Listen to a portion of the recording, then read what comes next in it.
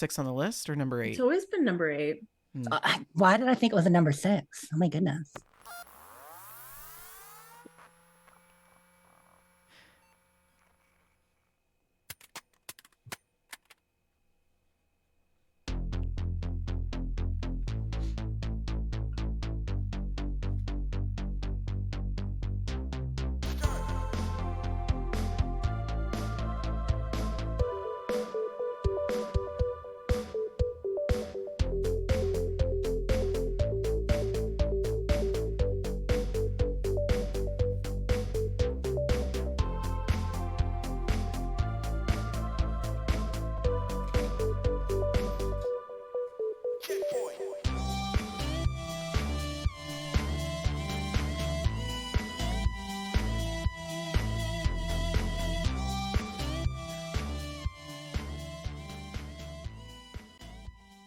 Hello, everybody, and welcome back to GameStack Podcast, right here on We Just Love Games Network. I am your co-host, Vendertron.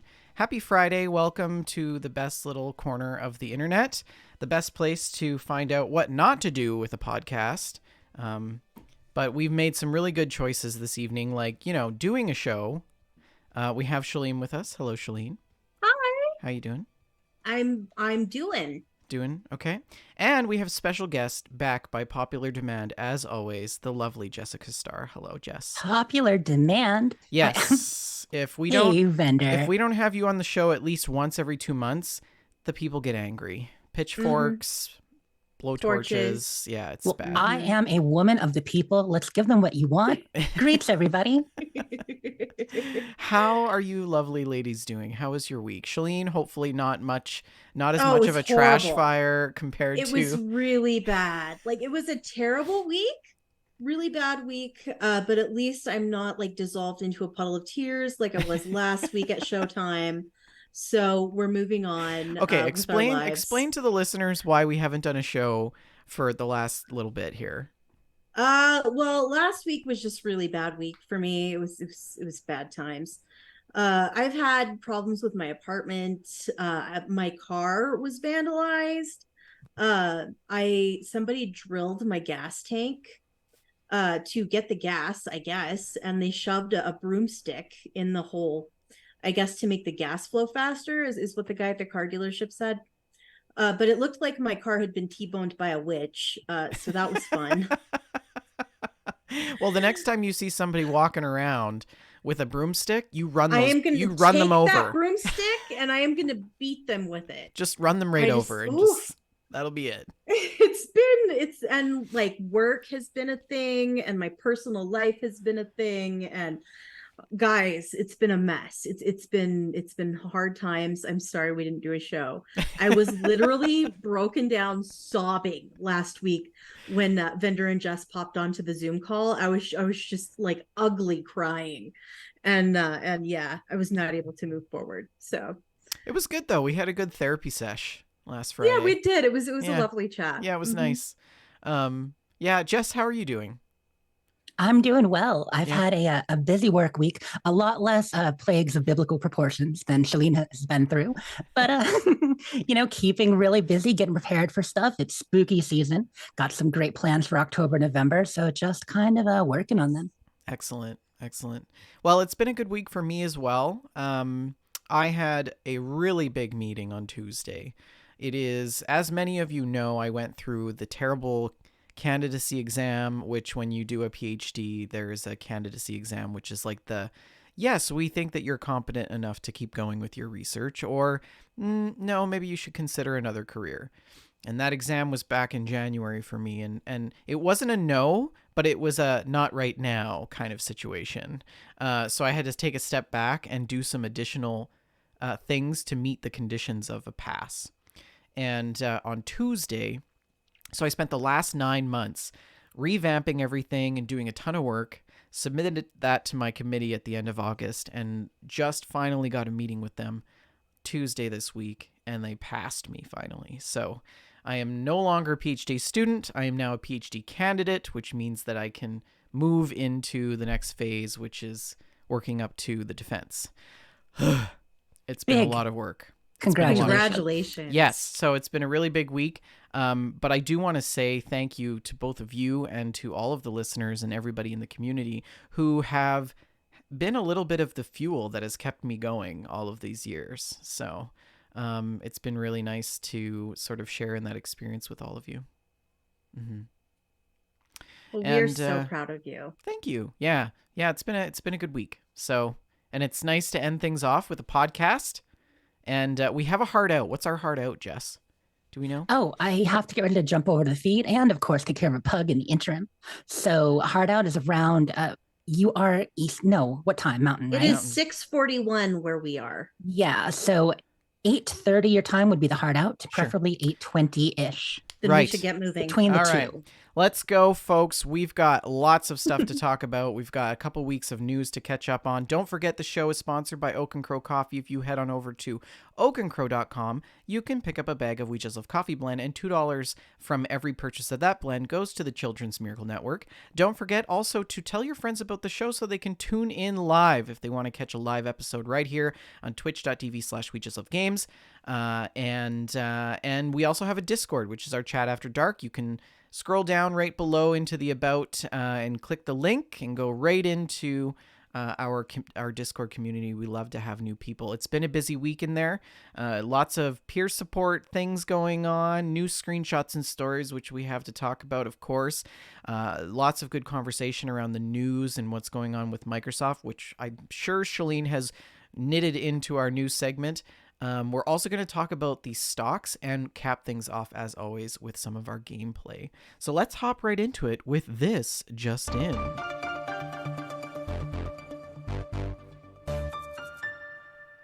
All right. Take it away, Shannon. As always, shout out to Joseph Tao. We appreciate your help putting our news together. I wanted to open up with this article. Hideki Kamiya, I'm sure I probably mispronounced that, but he was developer for Platinum Games. He is not retiring, but he has left Platinum Games, and he will not be able to work on games for a year due to a non-compete clause in his previous contract. So during that time, while that time elapses, he is planning to make a YouTube channel. Why did he leave Platinum Games?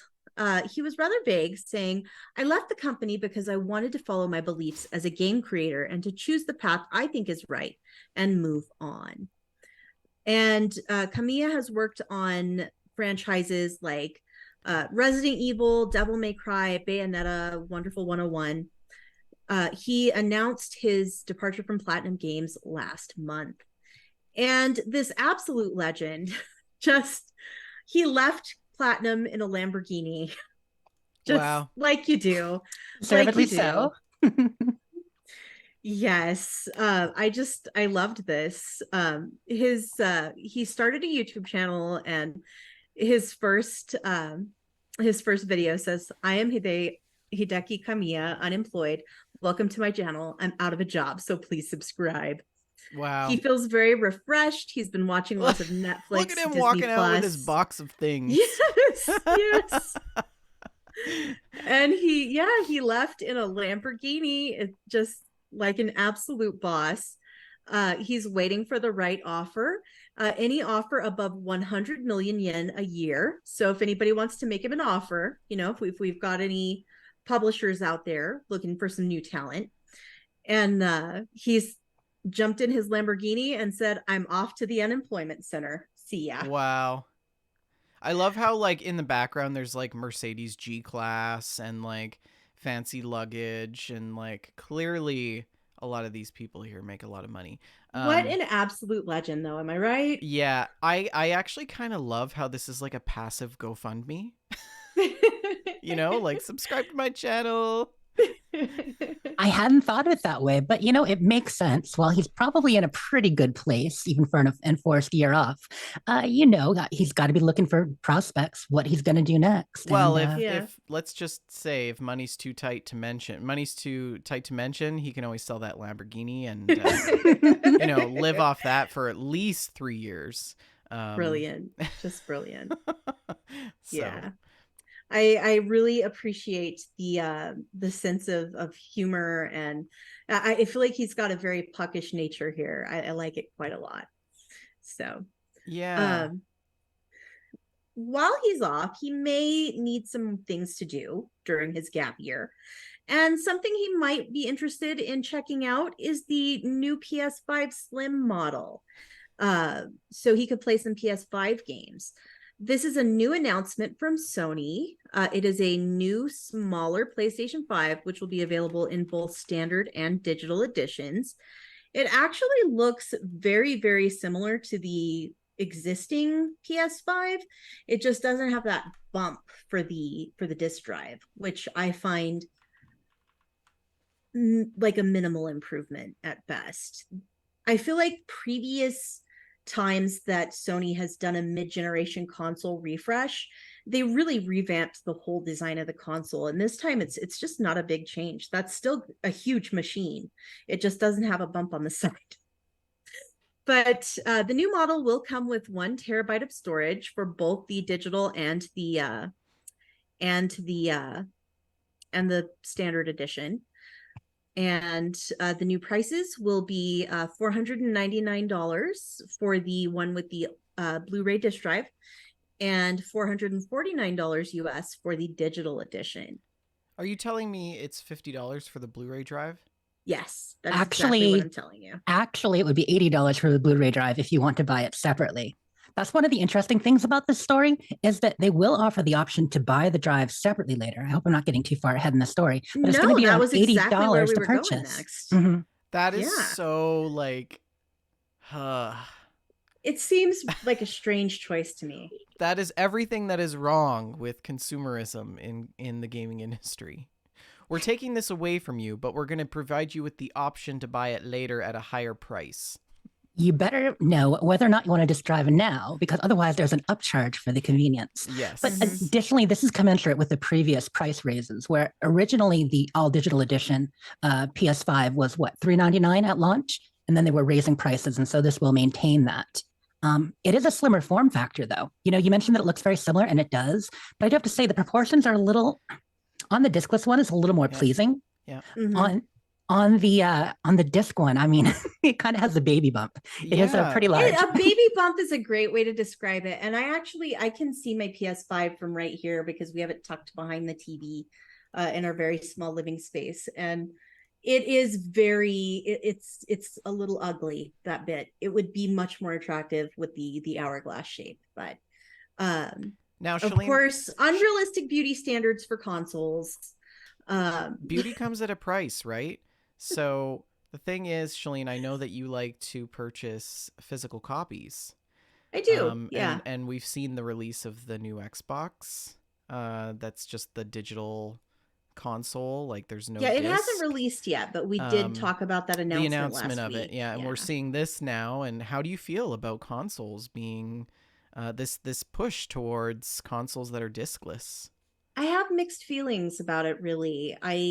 On the one hand, I understand the convenience, and I like the idea of not having a ton of games, physical games lying around, because I'm living in a very small space right now, and I understand that, wanting to free yourself of clutter.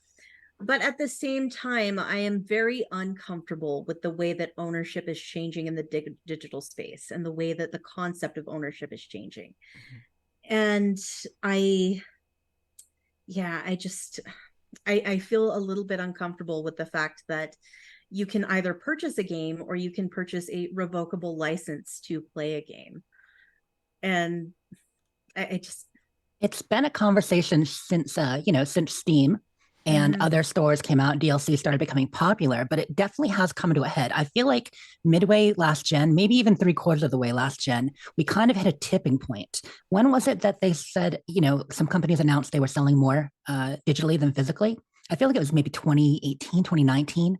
Certainly at some point in the pandemic, that was the case. Now, here's a question for you as someone who likes physical and a collector. Out of the last, say, 5 games, this that you bought this gen, how many were physical, how many were digital? And same to you, vendor. I gotta say, when I bought my Switch, That was the Mhm. first time in a very long time that I bought a physical copy of a game. Like I would I say, like I would say the last time I bought a physical copy of a game was GTA 5 for PlayStation 4. No, it was ah, Fallout 4 for PlayStation wow, 4. Yeah. wow, that's been a minute. That was like 2014, 2015. I 15, I believe. I think out of the last 5 games that I've purchased, it was 2 physical, 3 digital. Okay, that's good to hear. And I don't mean to put anyone on the spot. I just feel like we are moving that way for convenience sake, and I feel like to a large extent, consumers have spoken, or Mhm.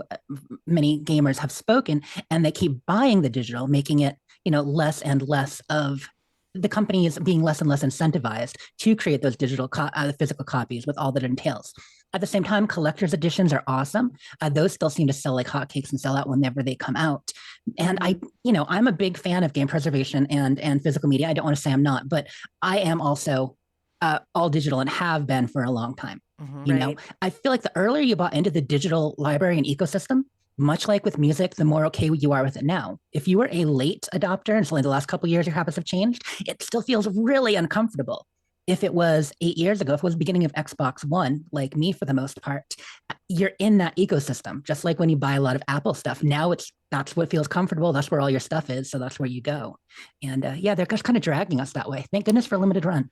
I think, Mhm. hearing you talk about that, I have a couple of comments. So I don't know if I necessarily mind buying digital copies or switching solely to a digital space. Um, but I do in a couple of regards. First of all, data privacy and security is always a concern, and it's becoming more of a concern, especially with the uses of AI and things like that. And I don't think the gaming industry and the console creators are necessarily ready to work to make our data more secure. Mhm. Um, so yeah, I'm not sure if they care about it all that much. The Yeah, second, another this, I'm sorry, go ahead. sorry, the second thing I was gonna, oh, I lost my train of thought. Sorry. The second thing I was gonna say was, it'll come to me. Shalene, what were you gonna say? Another thing that you really do have to take in consideration with digital gaming is the fact that these file sizes are absolutely gargantuan Yeah, nowadays. yeah. And there are a lot of places in the United States, I can't speak for other countries, but I can speak for the United States, that are not equipped with adequate broadband infrastructure. So that brings me to the point where, okay, so I have my thought. It's here. The cost of digital games should not be higher than a cost of a physical copy. Yes. There is absolutely no justification for that. It actually costs more to make a physical copy. If you're going to up the price on Mhm. anything, it should be a physical copy, not a digital copy. But I Absolutely. digress. And like The other thing I was going to say was that what were you talking about, Shalene? Before that, you were talking about broadband.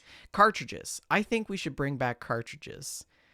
Like the Sony PS5 Slim, okay? Let's say, there's like 1 terabyte of space on there and it's like super hard. You can install like maybe Fallout 76. Hardly. Let's put games back on cartridges. And just like, I mean, you can buy a USB stick that has like 6 terabytes on it. Don't tell me that Mhm. you can't make a game cartridge that can hold and store all of your game data. Come on. I love it. I love it. And how cool would it be to just pull your cartridge out, damn thing's not working, and stick it back in, right? Jess is shaking Oh, her head. brilliant. Brilliant. Just for old time's sake, no, I feel ya. Flash memory is cheaper than it's ever been, and as much as the games keep getting larger, that is too. Nintendo's kept cartridges going around for a long time, but even they on the Switch are doing more and more digital at this point, right? Mm-hmm, mm-hmm. Mm-hmm. Yes. This is But good conversation. back to the point of pricing, it's been the precedent in the literary world for ebooks to cost about significantly less than the Yeah. physical edition, sometimes half as much or less. And I would really like to see this kind of math translating into the gaming space. See, It's I been don't know about interesting. that. I don't know about that because like I can justify the principle of paying just as much for digital as I have for a physical copy because I know that these people, these developers need to be paid, and studios need to stay open. So A good point. yeah, Beyond that, uh, the initial idea for lowering cost is because you're not doing the physical printing and also distribution. The distribution model costs a lot. huge. However, there is still distribution costs with digital in that the majority of digital storefronts take a percentage. So, Yes. like with the Apple Store, obviously, but you're looking at Xbox or Sony. I think the standard Steam, I think the standards are on 30%. It Mhm. Epic is. Store is what, 12%? That's part of their whole thing. We only take 12%. So the, developers make 88% of every sale. So there is still an overhead there from using the storefronts, and the idea that, like any service, because you're not doing that infrastructure yourself, you're technically paying someone else to do that. And in terms of digital distribution, they are paying someone else to do that. Now, that's partly why a lot of people for a little while tried to all do their own store. Square Enix, like, I'm going to have a store. Bethesda, we're going to have a store. Everybody's going to have a store. So they're avoiding those costs. That Didn't was work so horrible. well. That was bad times. It was a dark time. Yep. So that's part of it. But I do think GameStop prices. will eventually become Gift Stop because Oh it'll gosh, just they they've won't been have there games for a while. and it'll just be gifts. Yeah, well, actually, more like just GIFs, GIF. You're just gonna go there, blinking graphics, the space open. It'll probably be a Spirit of Halloween, but not that I can No, predict the future. I'm don't go. sorry. Let's not go that far. You've got a few more years left in you, GameStop, maybe. Yeah.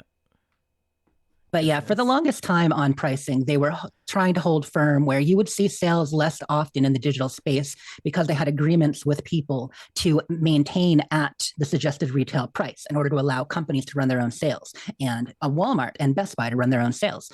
Now you have Best Buy saying, well, we might not even be stocking games so much anymore, physical games. So that's been changing too, which is allowing more sales. Mm-hmm, mm-hmm. Right.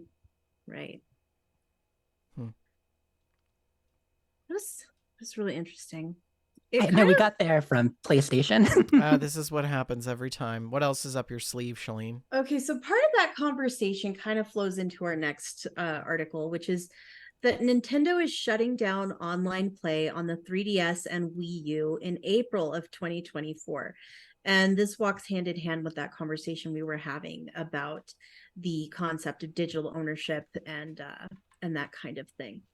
So they have closed down the eShops for both of these systems in March, but gamers were still able to continue using online services such as multiplayer and leaderboards. However, as of April of 2024, this functionality will also be closed, meaning that games will only be playable offline. This will impact games very heavily with an emphasis on online play, such as Splatoon on the Wii U.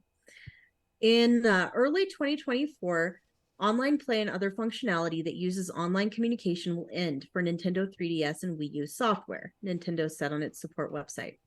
This also includes cooperative play, internet rankings, and data distribution. Nintendo will announce the specific end date and a time of closure at a later date, but notes that if an event occurs that would make it difficult to continue online services for Nintendo 3DS and Wii U software, we may have to discontinue services earlier than planned. Players will still be able to play games offline after services end, and Nintendo notes that Pokemon Bank will still retain its online functionality, presumably since it is still used by players and uses online connectivity as its central mechanic.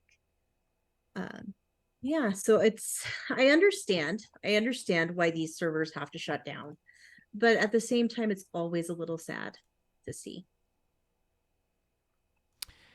I mean, that's what it is. Yeah, very. But pour one out for the 3DS and Wii U. Indeed. R.I.P.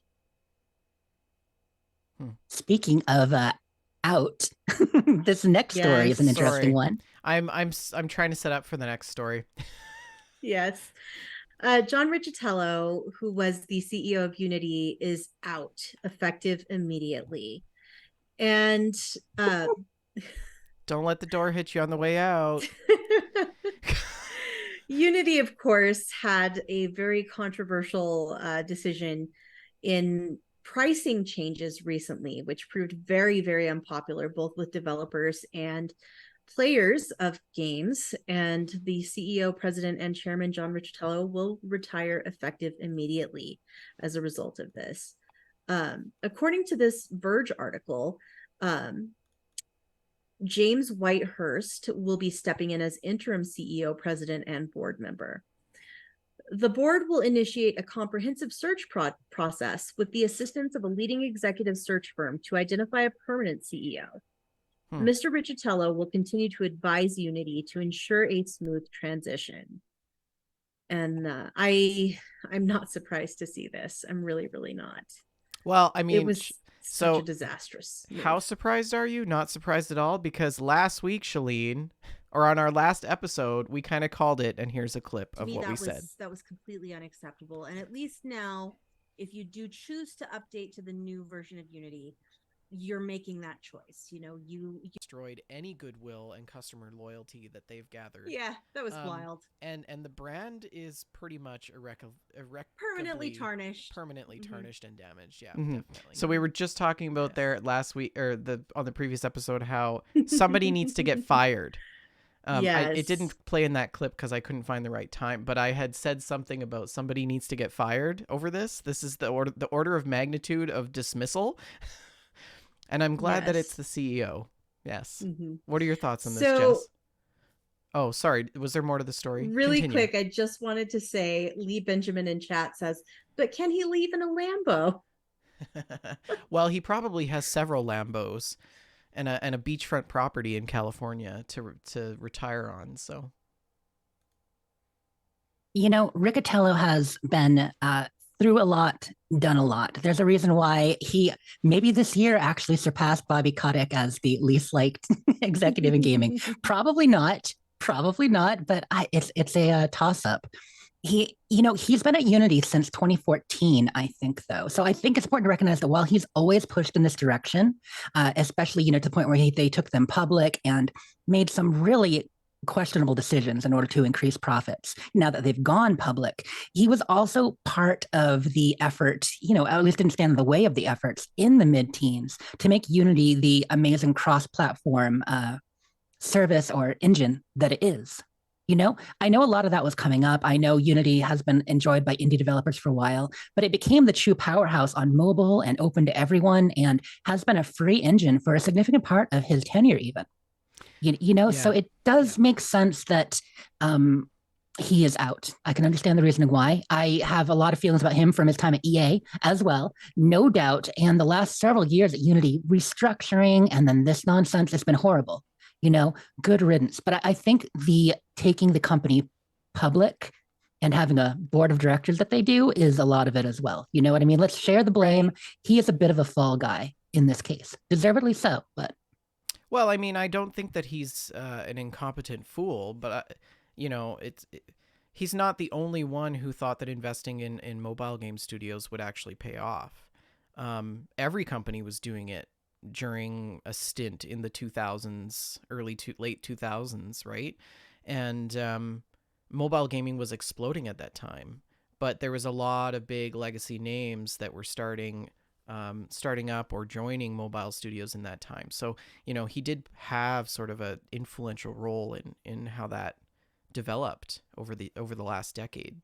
But I don't know. I think sometimes leaders make bad decisions. And this is an example of, like we said last episode, this is an example of what not to do. And hopefully hopefully other developers take heed of this and realize that, if they try to introduce this again, you might as well shoot yourself in the foot. Right? Yeah. Please correct me if I'm wrong, but from what I understand, one of the big caveats or outs to this were if people adopted Unity's advertising platform within their games, they would be exempt from these fees. Was that correct? I don't remember reading that. That doesn't mean that you're incorrect, but I don't remember reading that. Okay. I think, and so this is, I don't have a quote on it, but I do know that they are working on their own ad platform, and that there would be a separate fee structure for people using the ad platform. So in a way, I almost feel like they were using a stick to get people to get them more of that tasty ad revenue that they have built in as a possible use case in the Unity engine and Well, platform. that doesn't sound evil at all. Oh, it's horribly, yeah, definitely a stick. Kind of like when Microsoft tried to get people to switch to Game Pass by jacking the price of gold doubled 2 years ago. And So grossed out. they were rightfully given a lot of trouble for that. And here Like, too. I'm glad they do you fixed it. think we're stupid? Do you think that we just won't notice and that we'll just keep paying subscription fees for the rest of our life until we're dead? Yes. Because that's not how it's going to go. That is not how it's going to go. I'm sorry. Some of us pay attention to our credit card statements. That's good that some of us do. I mean, okay. Some of us don't. No names named. But yeah, speaking of credit cards that weep silently from my wallet, there's going to be a Nintendo collaboration with Lego. It is Animal Crossing. Animal Crossing no. Lego, you guys. I was like, where's she Animal going Crossing with this? Lego. Yes, my wallet just sighed a deep sigh as soon as this was announced. I can hear the cracks in your card. Yes, now. I will never financially recover from this. But it's adorable. It's darned adorable. This will release in March of 2024. And it's what you expect. It's Lego Animal Crossing. So a number of villagers are shown, including Rosie and Bunny. Sorry. Continue. There is a Cap'n Lego figurine. I love Cap'n. He's one of my favorites. Tom Nook, of course, and Isabelle. And they have a little plastic Lego forest and little balloons and Assassin's Creed shenanigans. And it looks like you will be able to build a Nook's Cranny, Captain's boat, and some other things. You can also have money rocks and stuff. Look at Rosie. Look at Rosie the cat. She's so cute. Oh my god, there's Fauna and Marshall. So good. That's great. So good. I love these. These are so cute. So yeah, I just expect this to be adorable and fun. And I hope that we get an Animal Crossing Lego video game version. I think that would be a fun time too. So yeah, that would be wonderful. Like Lego Star Wars. Yeah, exactly. The Lego games are fantastic. And I'd like to see a Lego take on Animal Crossing that could be a bit of a story-based situation instead of the life sim that we see. Maybe it would be you could play as the different villagers and go on a quest to rescue Tom Nook or something. I don't know. But somebody had posted on Reddit the announced sort of concept of Animal Crossing Lego, and then they showed the actual like Lego that was showed in the announcement, and they were specifically pointing out the trees, because in the original concept the trees were full of leaves and very fluffy and stuff, and then the trees in the new trailer or the announcement were like these flat sort of bricks with like cherries oozing out of them, and it was really weird. It was it was quite good. I wonder if I can find it, but do you play Animal Crossing? I do not, but I am curious. Do people really like Tom Nook, or is he the John Riccatello of Animal Crossing world? He is. See, so many people see Tom Nook as a usurious, horrible landlord, but I feel like he's the unsung hero. He lets you have these interest-free loans. You can pay them back at your own pace. You know, he's not actually breaking your kneecaps if you don't make a payment every month. And I think he's quite the entrepreneur. I really do. Okay, here is the image of the Legos. Look at this, you guys. These cherry trees are so... I don't know how to feel about them. I don't know if I can jump on this wagon, Shilly. Those look more like wishbones, or perhaps like some kind of DNA strand, like large gametes. What is I don't happening know to these trees? Look at the little spider. Look at the little spider underneath. I don't know. It's adorable. I like the spider. Are cute. The flowers are very cute. Yeah. They are. The flowers are adorable. Yes, the second tree is it's sure a thing. I don't know. That sure is a tree. Gumby trees makeshift in the chat says. Yeah. Yeah. Oh, gracious, gracious. But Lego sets are wonderful. They still, I mean, they have a, I'm not going to say they're in a renaissance, but they're still incredibly popular. Lego Master Builders doing There streams, are Lego people, workshops. They're yes. wonderful. I had a friend who I went to college with, and his dad was like a Lego addict.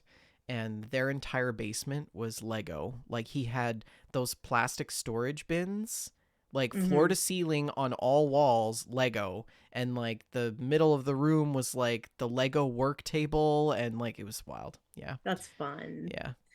Well, on the subject of Nintendo and things that we want, we are pretty excited here at GameStack for Super Mario Wonder, but we have been wondering who the new Mario voice actor will be. We recently discussed the retirement of Charles Martinet, who will no longer be acting for Mario. And now we have an answer. According to this The Verge article by Ash Parrish, the new Mario voice actor is named Kevin Afghani. And he announced his new role on Twitter, stating, "Incredibly proud to have voiced Mario and Luigi in Super Mario Brothers Wonder. Thanks to Nintendo for inviting me into the Flower Kingdom." And Nintendo confirmed the news in an email saying the voice actor's name is Kevin Afghani.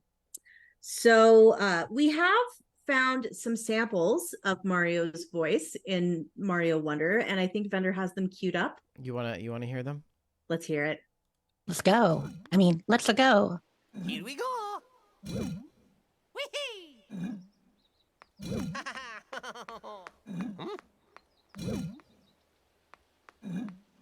Oh.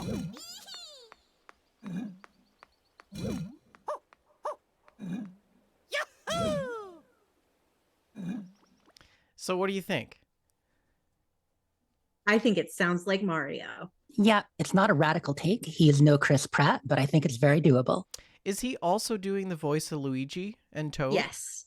He's doing Luigi. I don't know about Toad, but Will he do Wario? He's also doing the talking flowers that appear in Mario Wonder. Interesting. I don't know if Wario appears in Mario Wonder. I wasn't expecting talking Probably flowers. not. I'm just thinking ahead. Oh, can you imagine if there are multiple takes or different voice actors instead of just tied to one person? That is one thing they have not confirmed, if Afghani will be the voice of Mario going forward. Only that he is the voice of Mario in Mario Wonder.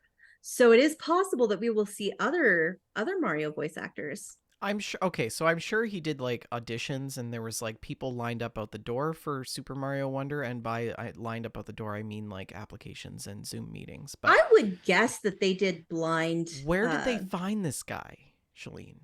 Where did they find him? I would guess they did blind auditions, and they just said, "Hey, we're looking for a voice actor. Let's see what you got." Like, how long did it take? Okay, boys, we nailed it down to 3,000 voices to review for Monday. You know, Afghani's IMDb page is pretty sparse though. 6 credits and no standout roles. He played Raditz on Dragon Ball R&R series. I didn't know that. I don't know anything about Dragon Ball. And he also voiced Arnold in Genshin Impact, and did a voice in a show hilariously titled Anime Penguin: Red Snow. So, Red Snow is usually not what you want to strive for, but oh yeah. It's not new releases. We had to fit it in somewhere. I'm pretty satisfied with the voice. I think it sounds great. I really do. But I'm curious. Like, it is October 13th. Super Mario Brothers Wonder is supposed to come out in November? No, it comes out on the 20th of this month. And they just this has been decided way before. The game is having done. a blonde moment. The game is here. done. Sorry. I'm like, how are they going to get him to now. do all of this No. voice acting? No, it's done. It's done. You see, that's how voice acting does. The very first day you play, day one, he's doing it live while someone's playing. They record that, and then they loop it in on a downloadable content, day one patch. Yeah, that gives me an idea, actually, though, Shalene, for when we miss a show, talking about the show on the show. Oh, Jess, that's just Chef's kiss. Chef's kiss. I am excited to hear what people think of this. Mario Wonder. Now, this is a 2D Mario, right? But in a different style, not like New Super Mario Brothers, but not like the 3D Marios. Correct. Yeah. The only footage I've seen is what you just played. I'm not very. I've seen articles on it, but I haven't watched any footage. It about looks it. pretty do you wanna fantastic. They've watch? got a lot of new mechanics, new characters, new enemy types, new settings. I think it looks like a really good time. Vendor and I are highly interested in Mario Wonder. Yeah, I want to watch it again just because, like, I'm really excited about it. So, I mean, I will absolutely take the excuse to watch the trailer again. yeah, let's just dive right in on this. Let's do the thing. Do, do, do, do, do. Birds chirping, sounds of footsteps.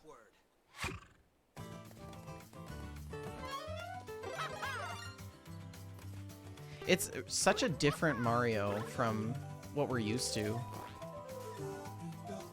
The You've got flowers these little- chase you. Oh my goodness. Yes, the piranha plant. And we've got some new platforming mechanics. He's able to hang from bars at the top. I love the turtles on the roller skates. I think that is Very, just very the cute. most adorable thing ever. And there are some samples of the talking flowers. Ooh, pretty. So like Stargate Atlantis. So Mario just did some drugs, which we're all used to here. Everything is very shiny and a little bit plasticky. It's almost like Paper Mario in a way, like where things kind of feel a little bit like cutouts, but much more, much richer, like color forms. Like, Well, it's a really neat art style. Yeah, I would say the art style is actually pretty close to Super Mario Deluxe. Okay. Yep. Yeah. In terms of like shading and stuff. There's just that rounded feel on the edges of everything. It's very neat. Yes. I mean, you even got that in the Wonder. So Yeah. yeah, they're carrying it all the way through. Yeah. So yeah, it's pretty cute. I'm excited. It's gonna be Beautiful. And there's Elephant Mario. You know how there's always new power-ups in all the games? You can turn into an elephant version of Mario. And Elephant Mario can still ride Yoshi, and it looks just real silly to have a big old elephant Mario. Right. Yeah, he always turns into Elephant Mario when he and Yoshi are going on a trip because you got to pack a trunk.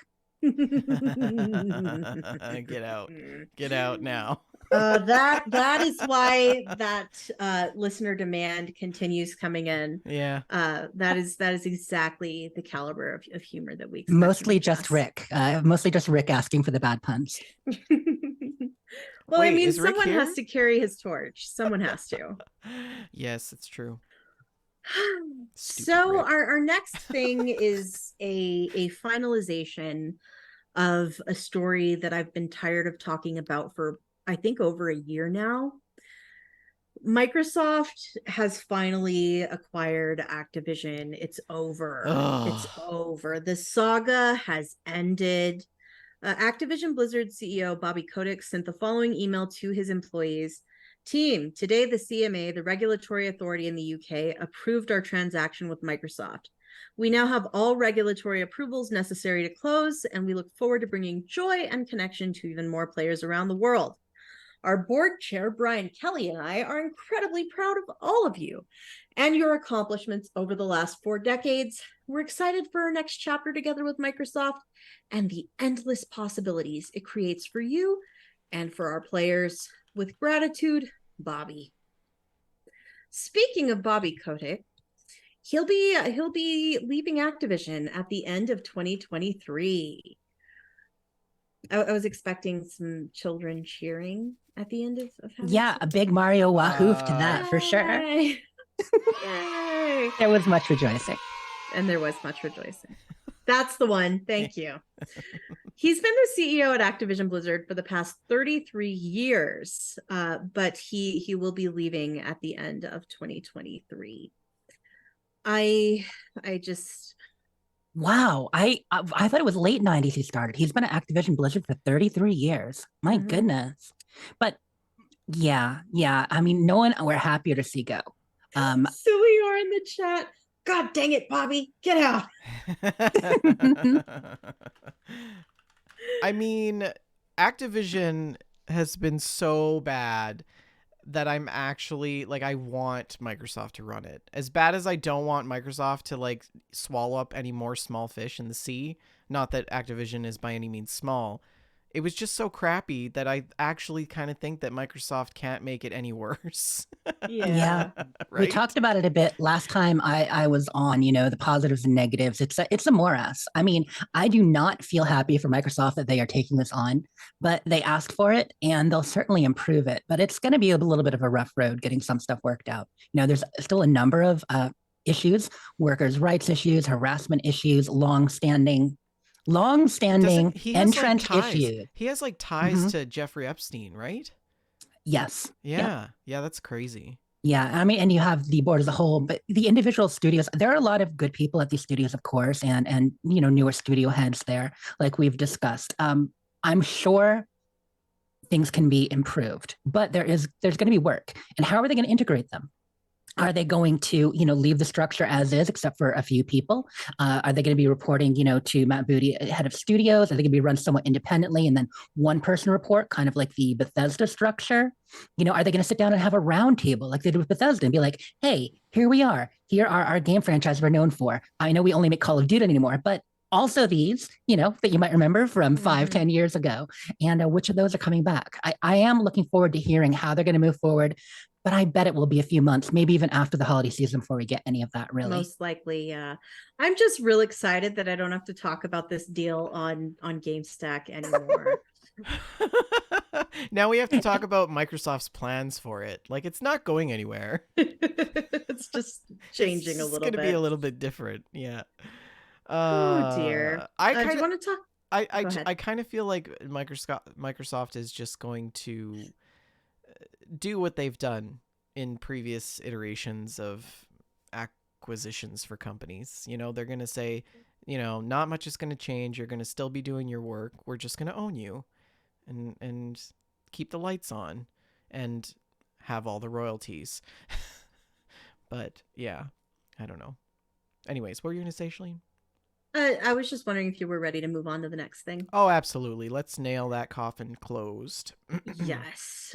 So I don't even know how to segue into this, but Fortnite has Conglomerates, become a propaganda corruption. machine for Shell Oil. Yeah. Yeah. Shell Oil and Gas is using Fortnite to spread oil and gas propaganda. And Huh? yeah. Vendor, do you want to talk about this one? I can't with this. Okay, so we know that the younger generations are supportive of phasing out fossil fuels and moving to more sustainable forms of energy, right? And I think millennials also, for the most part, fall into that category. And Shell, the oil giant, is aiming to reach these demographics not by cutting its oil and gas development, but via the video game marketing. So the company is working with Fortnite creators and sponsorships for popular games to promote its premium gas on the streaming platform Twitch, as well as on TikTok, Instagram, and YouTube. So this campaign comes as a trade industry groups and energy companies have sought to use different marketing influences to try to humanize their products, even though the impacts of these products are driving climate change, and we've seen significant evidence that has shown that. And a 2021 survey of young people between 16 and 25 years of age from 10 different countries said 75% said that the future is frightening because of the climate change. Shell announced in June that it is planning to expand its natural gas business, and it's also going to put oil and gas front and center while giving low carbon efforts a smaller supporting role. But the campaign itself, dubbed the Shell Ultimate Road Trips, encourages Fortnite players to use a new map made by 6 different Fortnite creators who were invited by Shell to participate in the project. And to promote the map, they sponsored popular gamers to test it out. The campaign is meant to promote the company's new and improved premium gasoline. And in the game, players first fill up at a Shell gas station that are encouraged to take screenshots of the game, post them on social media using the hashtag. I'm not going to say it. The campaign also includes sweepstakes to win Shell gift cards and things, or a dream road trip. And there's multiple streamers on Twitch that have significant followings. Media Matters had identified at least 6 with a combined following of 5.5 million who promoted Shell's campaign and product during these sponsored streams that garnered over 1 million views. So this I love that this article is touting the numbers. Like yes. that is all they have there, because numbers, metrics, it's numbers. Impact. You know what? It's impact, right?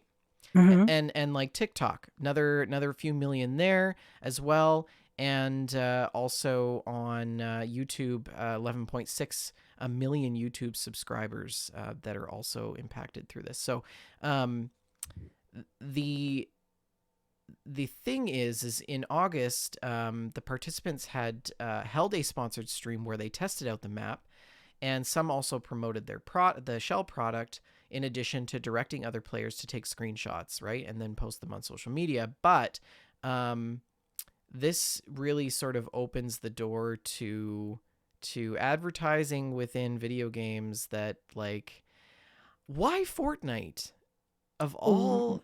Well, it's the Why biggest. not I American mean, Truck Simulator? Honestly, that makes a lot more sense. You know, Oh my goodness. It doesn't, like, to me, Vendor. I mean, I don't know. It's the demographic, right? The It's the people demographic. the people who play American Truck Simulator are already like Bronze Age mentality. And I Oh know my I'm goodness. disparaging myself in this, but It might be partly an age group thing. It's also, just the number of total eyes. I don't know if you know this, but ATS probably has a slightly lower number of eyeballs on a regular basis than Fortnite. I know. I'm sorry. yeah, no. Maybe you should invite influencers. They should invite influencers like Shalene and Vendertron, and I'm sure you guys would appreciate that invite. I hope there's a mini game where you clean up oil spills in the Gulf of Mexico. Maybe a mini game where you like dish soap the oil off of ducks. Yeah. That is the kind of propaganda that we need in video games, Shalene. We actually need a video game about climate change. We need stuff that would actually appeal. Yes. Things that our generation is going to experience, and we have to try to navigate that, and that's the game, right? Yeah.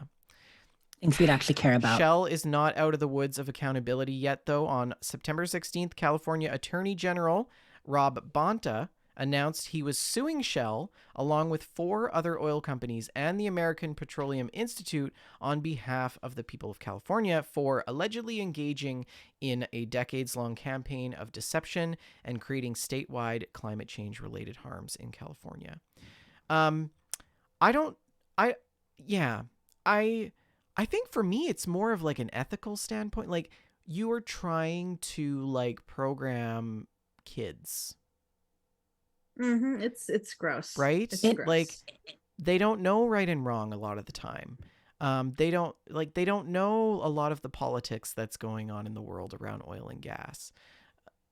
To an extent, but it is a wide age group. Fortnite isn't just a kid's game. I think the average age of the Fortnite player we talked about before is 24, 25 at this point. Mm-hmm. You know what I mean? There's a large variety of people who play.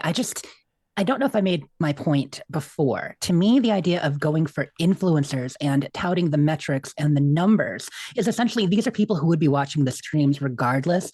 They're certainly not pulling in more eyeballs because of the synergy of this or, with what they're doing. And the majority of people who watch, maybe not so much the youngest end of the spectrum that you're referring to, but the majority of people can tell if there's an actual synergy there. If this is something that a sponsored stream that the streamer or influencer is endorsing versus something that, hey, they're just getting that back. And that's what they're doing. That's what the invite is. The invite is giving them a bag. That's why I was joking about it, because, spread that love.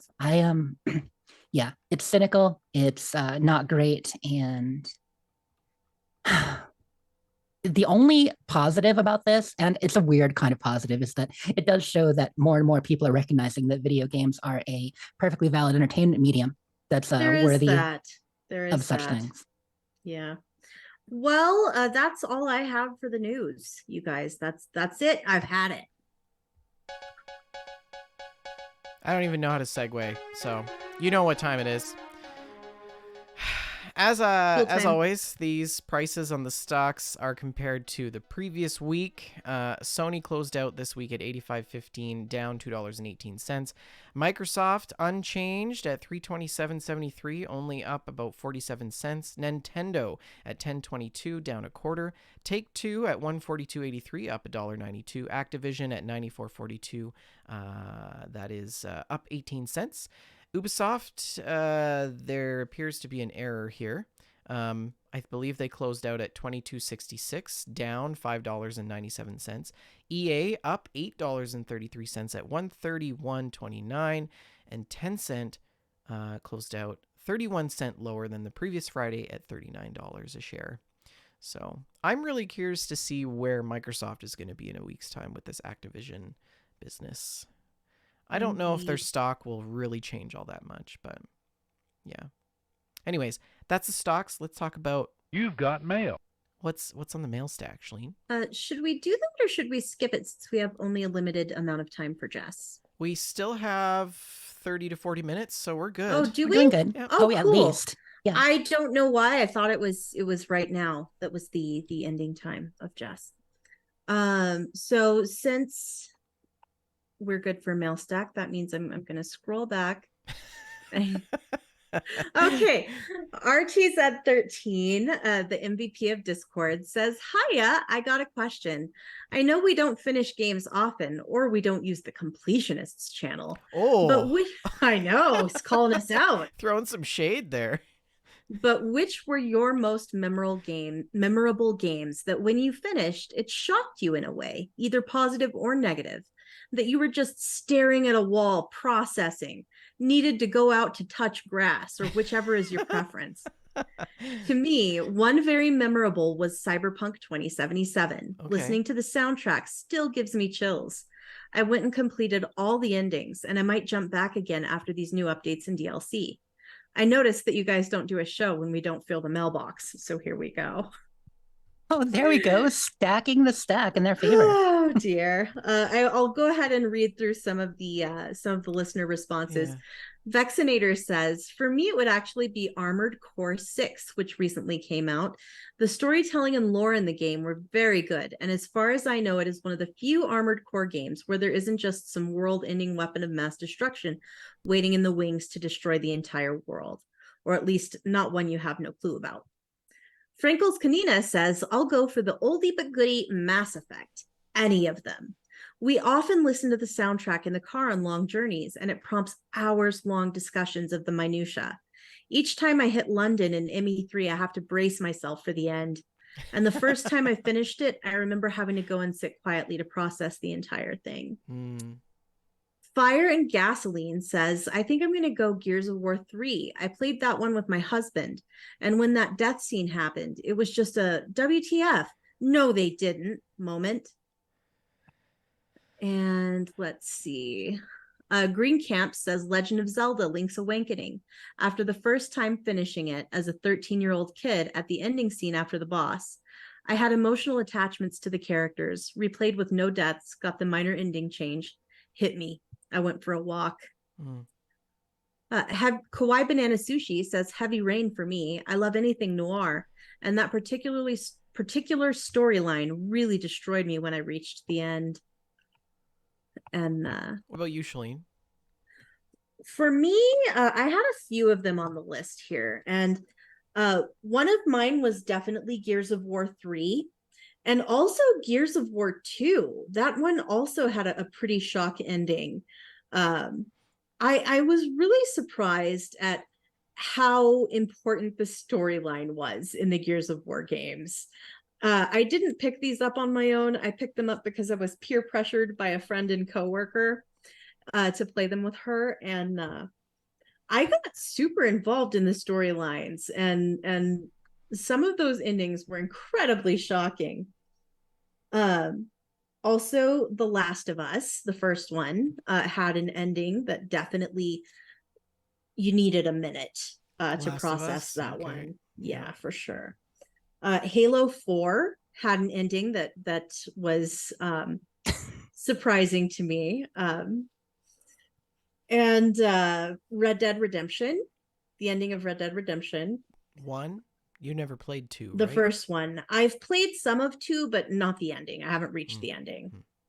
Mm. The ending of Metro 2033 was Oh, shocking, very shocking. Um, I was really surprised with the way that game ended. So, yeah, those are mine. And Jess, what about you? endings that stuck with me or surprised me. The general question, things we were shocked by at the end of a game. I would say the ending of Inside, if people have played it. Oh, yes. A number of adventures, but Inside or Limbo, games where the ending is kind of vague. Like there's a definitive thing that happens, but what does it mean? Where do you go from here? So yeah, that was a huge twist for me.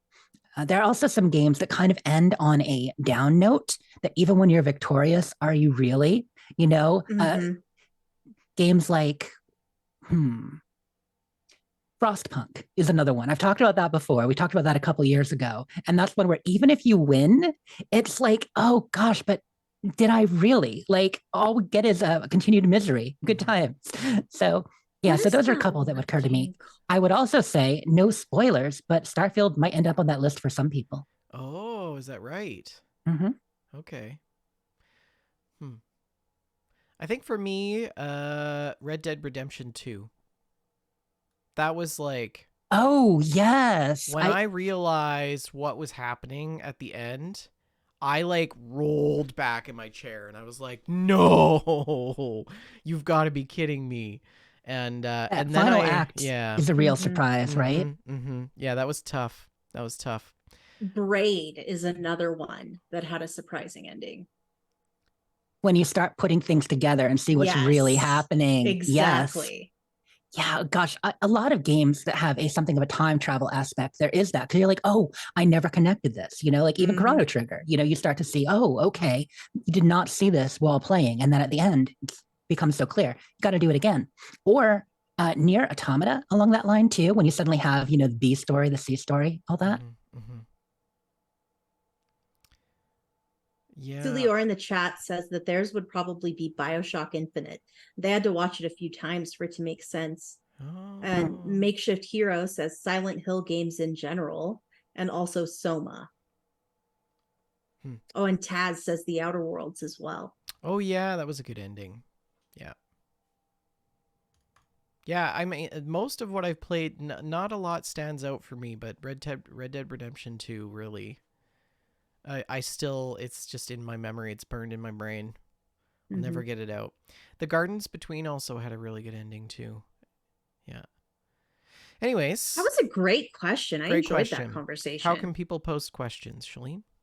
You can post questions in our Discord server, which you can join by clicking the link on our Twitch page over at twitch.tv/we just love games. That link is live whether or not the show is. And once you are part of our Discord, just travel on over to the Mail Stack channel and post your questions or comments. We'll read them on the show. Well, you know what time it is. Time to talk about what the community is playing. And we have our first screenshot from Tim Twig81. And Tim posts this screenshot from Mortal Kombat 1 with some rather handsome looking gentlemen. It says, I finished the story mode in Mortal Kombat 1 today. Picture here from left to right are Kenshi, Takahashi, Johnny Cage, Kung Lao, Liu Kang, and my personal favorite, Raiden, celebrating their victory over tea and dumplings at Madame Beau's restaurant. The story mode encompasses everything from the original 1992 release of Mortal Kombat up to 2006 release of Mortal Kombat Armageddon. Everything you know and love about the series is represented here in new, interesting, and sometimes twisted ways in Liu Kang's new era timeline.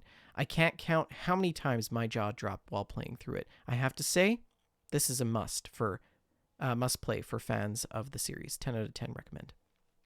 Great. And yeah, it's great. Looks good. This next image is a little bit small to see, but it is taking on the resemblance of a rabbit or a bunny. Alex posted this. She said, "It's a giant bunny and I love it." And That's very cute. and that's the picture. And then she also posted this one. The armor you can craft from the bunny is also adorable, which it kind of takes a bit of a turn there. Like, yes, here's this this got adorable dark all of bunny, a sudden. but you can And also here's skin its it blade for a hat. skin. So it's fine. But wait, there's more. You can also skin that rabbit for your outfits for your own rabbit. What? That's for the kitty, because this is Monster Oh, it's a Hunter, cat. and It's a Monster cat. Hunter has the Mhm. cats. What are they called? I can't remember what the cats are called. But they are so cute, and this Yeah. one's wearing a little bunny suit. Also, disturbingly, bunny outfit for the dog, which I think is adorable, but I just can't get this image about the original bunny. Less in my... comfortable. Yes, Less yeah. comfortable with the dog. Palico. That's what the kittens are called. Palico. Yes. And this one from Taz, he says, harvesting the first grapes to be grown in the ranch and vineyard. And Lovely. he's got his grape harvester, which looks super complicated. And I don't even know where to begin Nice job, with Taz. grapes. And this one of the harvester in the shed as well, all parked and ready for he says it has its own shelter. And one more from Taz that says, the first cases of wine produced at the WJLG Ranch. And it's a pallet of wood with case boxes on top. Yeah. Taz is also rolling in the dough at 5.5 mil in his bank account. I don't know if anybody else notices that. To be fair, that's WJLG Ranch and Vineyards bank account. So you guys might get a percentage. Yes, we might get some Ooh. royalties. Then we've got this one from Jess, which is adorable. I love it. It's she says she walked into her new villager's house in Animal Crossing to find interesting decorating. And for audio listeners, the villager is a flamingo. And I don't remember her name. It's not Flora. Is it Flora? Mhm. And Flora's house is just a small pond floor with sand and this backdrop of mountains and lakes. And then she's got 4 flamingos all standing in like a half moon circle looking facing the door. It's very interesting. I don't know how to feel about it.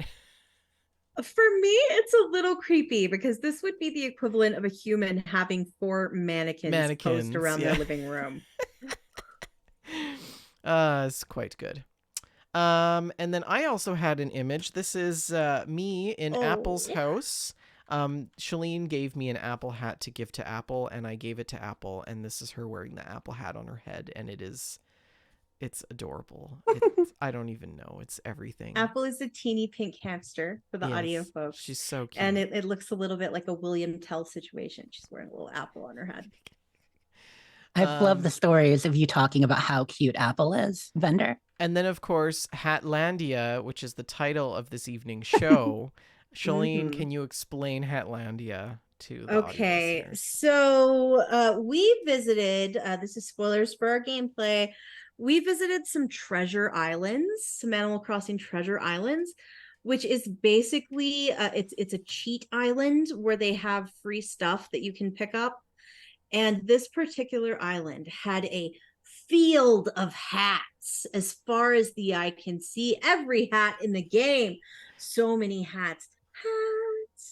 And hats, glorious hats.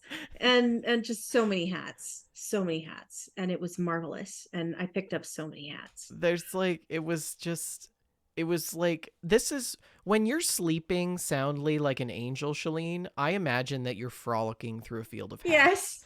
This is the closest that I can come to being in Shalene's dream. I was thinking about not playing the other night when you guys were at Hatlandia. And I was down, you know. I've been having a hard time lately. And you said, "Hey, Shalene, come visit Hatlandia." And I was like, What? Pardon me? What Landia? Yeah. It was pretty good. Yes. Anyways. And then we have this shot from Sater. Sater says traveling to check out the newly added jump gate stations and infrastructure to travel between systems, and hoping this means those new systems will be coming soon to Star Citizen. And this presumably is an image of his green ship in Star Citizen, which looks absolutely fantastic. I By the really way. enjoy his Star Citizen screenshots. Yeah. He also posted this one as well of his ship going through what appears to be some sort of like intergalactic Vegas Strip in space. There's like all of these advertisements, holograms just like projected into space of like from different freighters and things. It looks really cool. Yeah. Star Citizen. I'm scared to try playing that game. People have, yeah, it's a thing. $600 million, or $600 billion. You can spend hundreds and hundreds of dollars on a game that's not complete. Anyways, that's the community's gameplay, and now for the final segment of our show, what we have been playing. And of course, we always like to lead into our guest to start this discussion. So Jess, I will let you take the reins. Sure. Well, I have been playing for the last, how long now? 6 weeks? Mostly Starfield. In fact, nothing but Starfield, with a smattering of Fallout here and there. But yeah, living that Starfield life. I was incredibly excited for the game. And now that it's out, I'm loving it. Delving in, obviously, like any game, it has its ups and downs. Not perfect, but I am completely enjoying it. Before I get into Starfield, I just wanted to quickly mention the other game I was playing right before Starfield that also I was obsessed with. Stray Gods, the role-playing musical. I just have to say, it came out in August, and I played it for 5-6 days straight. It's a fantastic game from David Gator, who, one of the writers from Dragon Age. And their studio down in Australia. It's a wonderful game. It's a combination kind of visual novel, Telltale style musical. And yet, oh, great, you're playing some footage right there. So they're wonderful characters. It has a bit of a Fable or Wolf Among Us kind of feel. Not Fable, the video game, Fable's the comic, or Wolf Among Us, where you have the stray gods who are essentially, the Roman pantheon, come over and living in the regular world, and those that are left and how they integrate. And a human inherits the power of the muse and finds herself among them. And there's a murder mystery, there's music, and because it's a role-playing musical, you're making choices throughout. You don't just make choices in the dialogue, but you make choices with the music. So while you're singing, there will be prompts, timed prompts, so that you can turn the timer off if timers stress you out. There are prompts that come up where you can essentially choose the tone you're taking. Are you going to be more clever and sarcastic? Are you going to be more welcoming? Are you going to express, intensity, possibly rage, possibly passion? Which way you're going to go, and that will then loop in the next couple lines. Sometimes a full verse, sometimes a couple lines. So you are essentially making a pastiche of these songs. And you might say, wait, does this work? If I'm choosing lines, how do they all get together? Well, it is a triumph. Okay, Austin Wintory worked on this among a number of other composers and songwriters, and so much work. But while it's not entirely seamless, like not every combination makes sense, every combination works. And it's funny, having played through, I've played through this game 5 times, y'all. Okay. Wow. it's kind of right there. A 6-hour playthrough, I would say, maybe a little longer. And of course, as you go on, you can start skipping dialogue and just get to the music if that's really what you want to do, because you know what you want to say in between. But yeah, so I've developed favorite versions of the songs and everything. Not only that, for this, they released 3 soundtracks. So if you're into collecting soundtracks, they have the green version, the red version, and the blue version of the soundtracks. That is too. So cool. Actually, excuse me, they released 4. They did one for each mood. And then they did kind of their idea of a great combination of them. So yeah, I have my favorite versions of the songs. They have theirs. So Stray Gods role-playing musical. It's basically like if Buffy the musical was a game. So if you enjoy the Buffy musical episode, what is it, Once Upon a Feeling, I think, then this might appeal to you. Once more with feeling. Once More Feeling, thank you. So yeah, that's fantastic. I needed to shout it out somewhere. So it's you guys. I'm gonna go and put that on my wish list right now. It's Yeah, well worth it. It's getting some nominations right now as award season starts coming in. I definitely want to check that out. Yeah, there's so many games. Oh, there was one other piece of news that I wanted to add. The Game Awards have been announced. I think it's coming December 7th. December 7th. So, yeah. Nominees aren't announced yet, though, right? Just the date for the Game Awards? The Game Awards have been announced for December 7th, 2023. Their website is still loading. I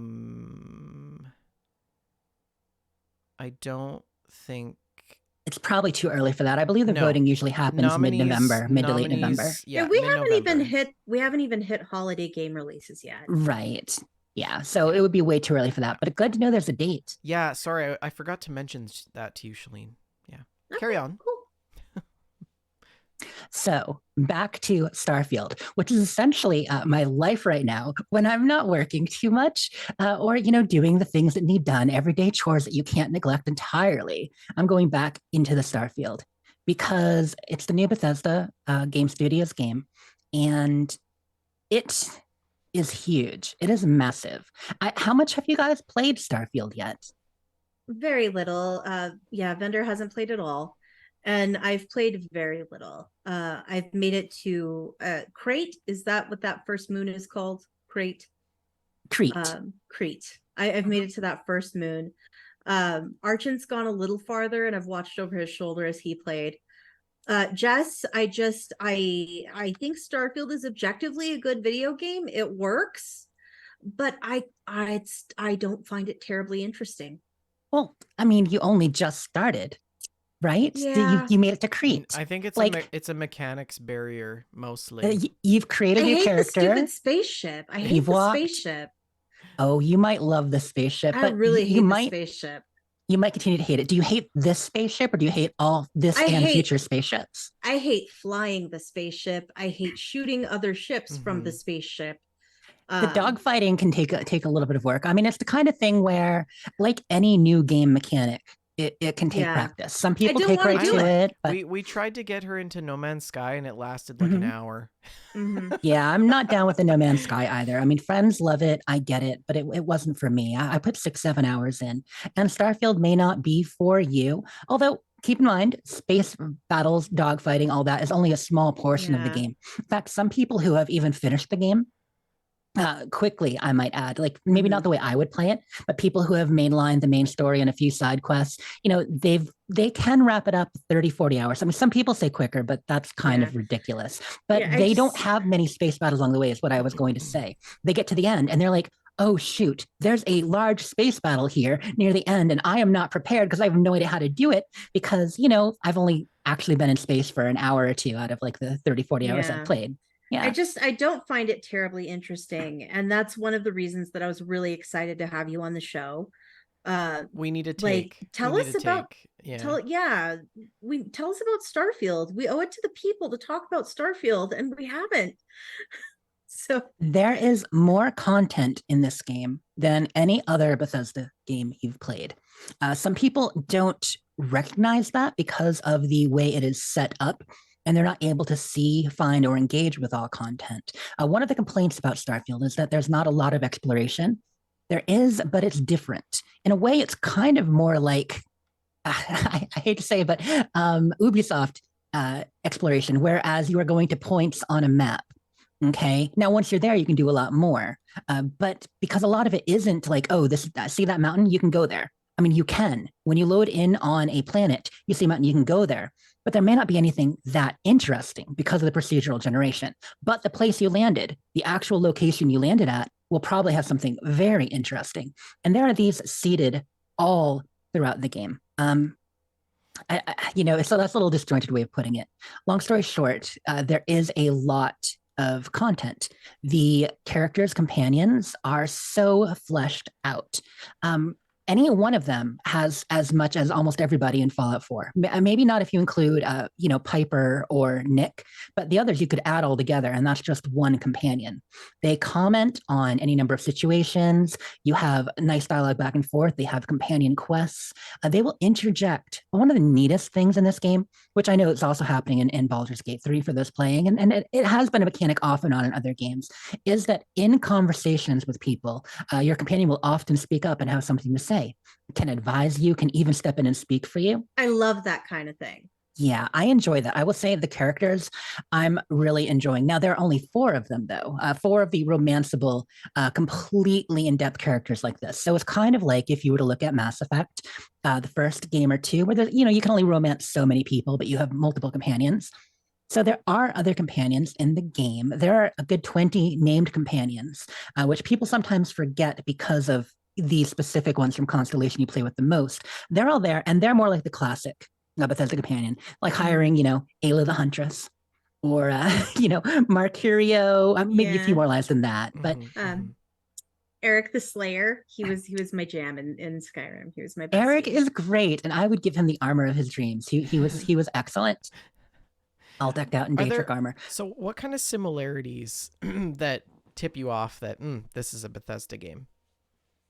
Okay, so I would say it has more in common with Oblivion and Skyrim than the modern Fallout games, than Fallout 4 or 76 as far as structure. Okay.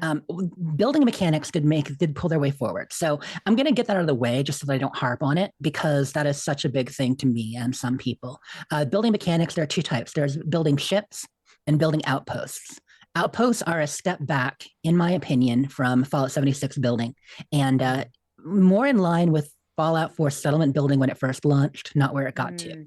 So it's a bit modular, a bit limited, and a little frustrating, but that's an end game activity too, because the way this game works, you need to level up skills in order to do a lot of things. Okay, the game really wants you to play it a lot for quite a while before you engage with some of these mechanics. Okay. Shipbuilding is the other type of building, and that's actually where a lot of the creativity and fun is. It's still a little frustrating. I'll be honest. Okay. It's not super intuitive, but it's the kind of thing where once you learn, you can do a lot. Okay. So I'm not selling you on it at all yet, but that's the building aspect. So let's get that out of the way. Okay. Other things that are similar to Bethesda games, main and faction quest lines and the way they interrelate. So I love the fact that all of these quests exist within a world. Okay, and that's always been the thing with Bethesda games. These characters, they're kind of intermingled. You meet someone in Skingrad, and they might know someone from the Imperial City. You do something in Anvil that's related to another quest over here. It's a world, okay? And some people about Starfield, they're not seeing that as much, but there's a whole lot of interrelated stuff between all these different cities and quests. So the faction quest lines, the big ones are the UC Vanguard specifically. United Colonies is one of the main factions, but the UC Vanguard, and then of course UC Security with them. UC SysDef is another one, but UC. Then you have the Freestar Collective, or Free States Collective if you want. That's the Firefly group. You've then got Neon and Ryujin Industries, which is of course Cyberpunk in Bethesda. And then the last faction, why am I drawing a blank? Oh, the Crimson Fleet. Okay, those are the pirates. Those are the nominal bad guys, somewhere maybe between Thieves Guild and Dark Brotherhood, a little more, not quite as murderous as the Dark Brotherhood, not quite as Robin Hood as the Thieves Guild can sometimes be. They're the nominal bad guys, but you can play that faction as a good guy or a bad guy, depending on the way you want to join them. So the factions definitely have that Bethesda feel. And all of their stories, again, are interrelated. It is a living, breathing galaxy. And that's the thing. It's not a living, breathing world, okay? But it's a living, breathing galaxy. So you might do stuff with characters on a planet in a quest, and then run into that same character in space. When you happen to hail a ship, they happen to be on it, and you talk to them. Okay, you might run into them on another planet. And so they do exist, and anyway, it's interrelated. So those are the first 2 things I would think of: the different types of building, the factions and quests, and the overarching characters that are kind of within a living, breathing world. Now, I say it's more like Oblivion in some ways because it is a little bit more goal and quest focused, like Oblivion was, where you do the faction quests, you do the main quest, and you're not just kind of wandering around looking for things to do. You can, but you might wander a long time because the game is huge. There's also a fun persuasion mechanic too. They've got all that in there. There's a lot of role playing. Choices really matter and can make a difference in conversation. And what about your character? Tell us about your character. So my current character, my main character, I'm still on my first playthrough. And as I said, I've been living in this world. Shalene and I often joke that, if you see how long a game takes to play on how long to beat, we take twice as long. That is very much the case here. I'm about 220 hours in to my first playthrough, and I'm only halfway through the main story. I know that seems extreme, but there is so much to do in this game that if I look at my quest log, you know how Bethesda tracks everything you do, your number of quests done, miscellaneous. I've done 99 quests, 97 activities, and 5 main quests. 5 of those are main quests, but that's how it goes. So yeah, there's so much to do. My character is Gemma. She is a UC native, very much an idealist, who is essentially growing up in the United Colonies. I've got a whole role play for her, essentially. Love it. But she's very much a child of her planet where she was raised. Her parents were diplomats and actually part of the formation of one of the 2 primary religions. And so she was starting with that. But through exploration and joining Constellation and getting out into the stars, her horizons are broadening. And so she's slowly becoming a little bit more complex and evolving. And yeah, we're into free star space now, doing a lot of stuff there, about to head to Neon. I haven't gone to Neon, one of the 4 major cities yet, but but that's because there aren't just the major cities people know about. Like Skyrim or Oblivion, there are major cities and minor cities and holds. There are lots of planets to have an outposts, and those outposts might have quests. There are mid-sized cities like Gagarin Landing or Hope Town. These are things you might not have heard people reference, but these are towns in the game. Yeah, it's huge. I cannot stress enough how large this game is. And some people tell you it's huge and empty because they go to a planet, they land at a place, and then they just start exploring like they were in Skyrim with the random spawns. And that's not where the exploration is. The exploration is looking, going, finding planets, checking the map. Is there a point of interest? Checking that out. And then if the game sends you places, go explore the procedural.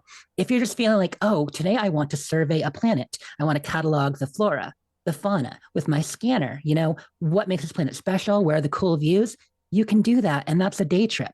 That's something you can do, but you absolutely do not have to engage with that part of the game that can feel empty. Mm-hmm. And so that's the big difference. It's much more about point of interest and the interconnecting stories than it is just see that mountain, you can go there.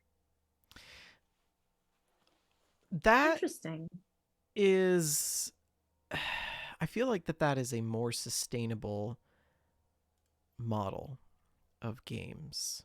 Yeah. Because right now we're stuck in this rut of DLCs, subscriptions, games as a service kind of thing.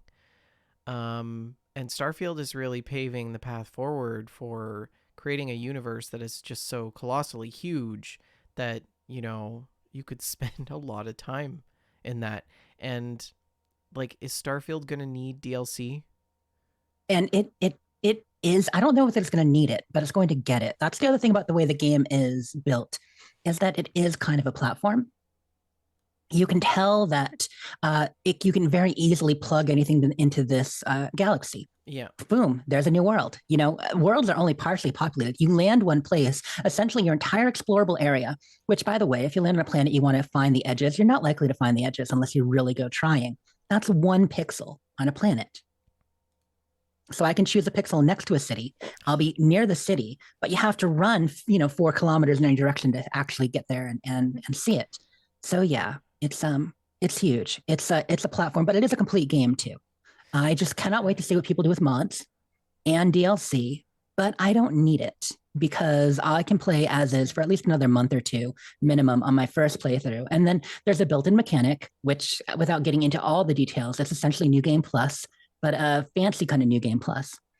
I will say, for people jumping in and going to play it, The first week or two the game was out, there was some advice floating around that the majority of people who were pushing it have retracted. That this is a game where you got to jump in, play the main quest, play the story. It's all about the story. Don't play like you normally would a Bethesda game and just wander. That is true in the aspect of what I was just saying, where you don't pick a spot, land there, and explore. You know, you do need to search these points of interest. And I think the reason why people were suggesting mainlining the main story was because it will take you to points of interest. So it is a better way to play.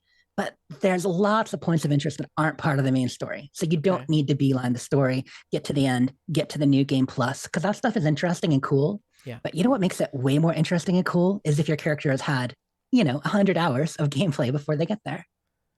Huh. Yeah, that makes sense. I'm not selling you guys on it. I'm just telling you why I love it. No, I'm That's already what we want. I'm That's already what we sold want. on Starfield. I have to build a PC to play it though. I really think you're gonna like Starfield, Fender. I really do. I mean, I'm still I don't know if it's I'm excited about it, but not excited enough to pay full price. Mm-hmm. So if I've got to wait 6 to 8 months to get it 50% off, I'm totally okay with that. But it does look good. It does look good, and I like the idea of having just a huge, huge, huge world to explore.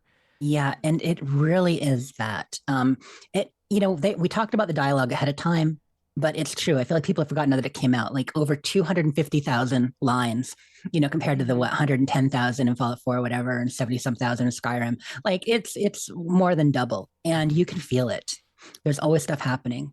Not every part of it is a living world. For instance, because of the way it's set up with time works different in every system. You know what I mean? Because planets have their own rotation, their own orbit. Mm-hmm.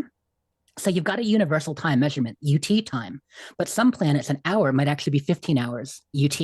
And that's an extreme example, but the majority are closer. But it varies. They have their own atmosphere. So the way the light works is different. The way the day-night cycle, like the day, is different. One of the main planets, Jemison, where you start, which, by the way, so Jemison, oh my gosh, I'm suddenly forgetting the name of the main city for the United Colonies there. New Atlantis.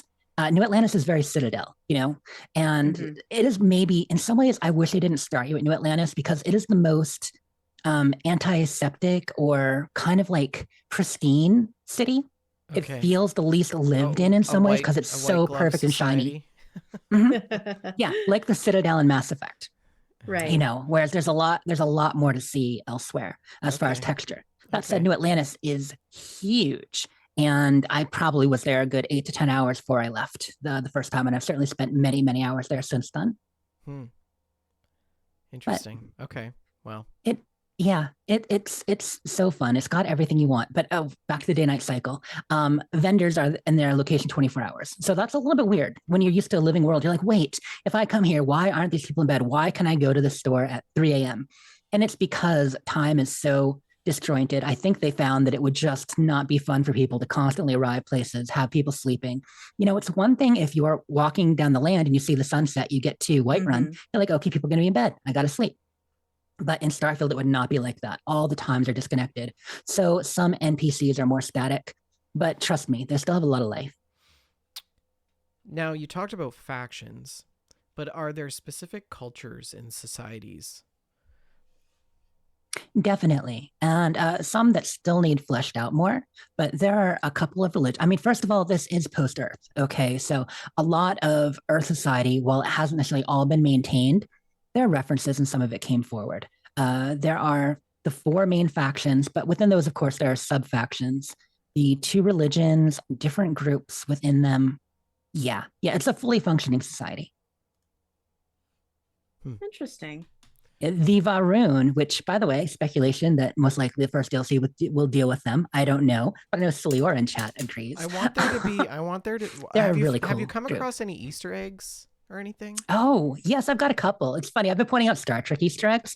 There's a fantastic Skyrim Easter egg, though. When you are checking the cell block at this one location, you went through the list of prisoners, Delvin Mallory is on there.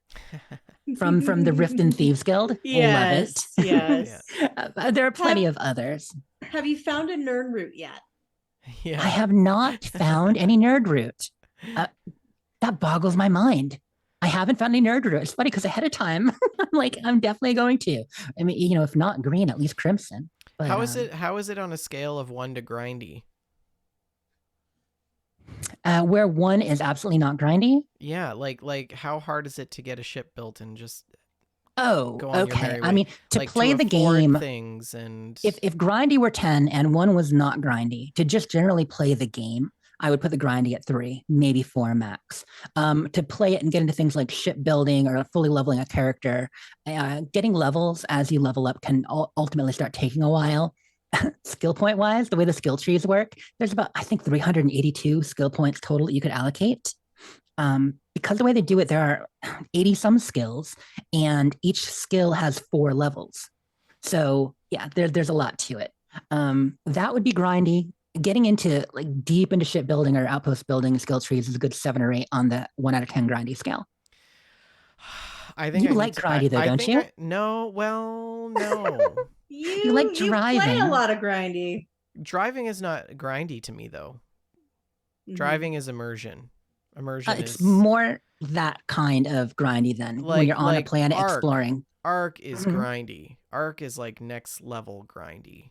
Oh yeah, yeah. A So lot of survival games are next level grindy. This is not that. yeah. While I think they may add a survival mode in the future, and there are some mechanics that could be, it is not a survival game. Hmm. So many things are just cosmetic and fun.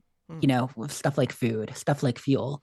There are stuff there that could be important, but aren't really. So no, it's not that kind of grindy ever. It's only grindy as an amount of time you would put in. Yeah, I'm not Right. allowed to start this game anytime soon. If I want to finish my degree in the next year, I need to not start Starfield. So we'll just There is a comment in chat mentioning there's Nern route on the generation ship. So this is part of a really cool quest called First Contact that happens, I believe, in the Prima system outside Paradiso. Very cool quest, and I've only just started it. I don't want to. I'm trying not to hit Neon or Paradiso much yet. I only went there because I had to. So yeah, they did find Nern route on a generation ship. All right. Awesome. Thank you, Lee. did we get confirmation of who's doing the Starfield cookbook? I don't is know. there a Starfield cookbook?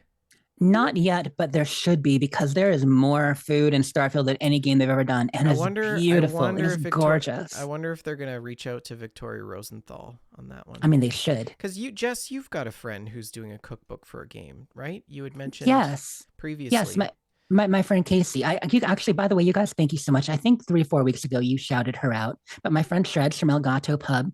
It's been announced that she's doing the Sea of Thieves cookbook, and I was lucky enough to be, part of some of the work done on that, like actually like seeing the pictures and the recipes as she developed them. And oh my gosh, there's some beautiful, beautiful stuff in there. You guys are gonna love it. I'm very excited. I am definitely gonna buy that. If you can get me a signed copy, that would be even better. I'm sure I Just can. Throwing that out there. We have talked my gameplay way too much. I think I just spent 25 minutes on Starfield. I didn't even touch it. That is absolutely what we wanted. The whole yeah. reason we have you here, we do have like maybe only 10 minutes left. So I'm gonna Any quickly... question, I can do 20, but any question anyone has on Starfield, I can probably answer. Yeah. Yeah, it's great. I'm looking forward to hearing more Starfield stories. Yeah, I haven't been doing too much. I've just been super busy getting back into the swing of work after coming back from vacation. But I did the ATS Oklahoma DLC had dropped, so I was driving through Oklahoma, and holy crap, Oklahoma is so boring. It is the most boringest place. It's like take something and cover it in I don't know, vanilla ice cream, and that's what Oklahoma is. Yeah. Anyways, no, it's good. It was good. The highways are really weird. They have like these left turns randomly on like double divided freeways, and it's super dangerous. Try to do that in a big rig. Impossible. There's instances where I'm sitting there for like 5 minutes waiting for traffic. How's your setup treating you? Oh, it's fantastic. It is so good.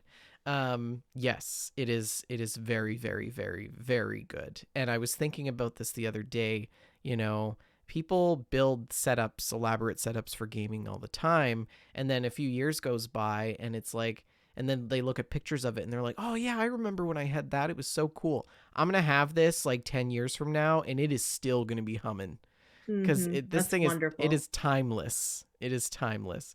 So as long as Moza continues to update the software for the hardware, I Mhm. will continue to use this very nice piece of equipment. It's pretty awesome.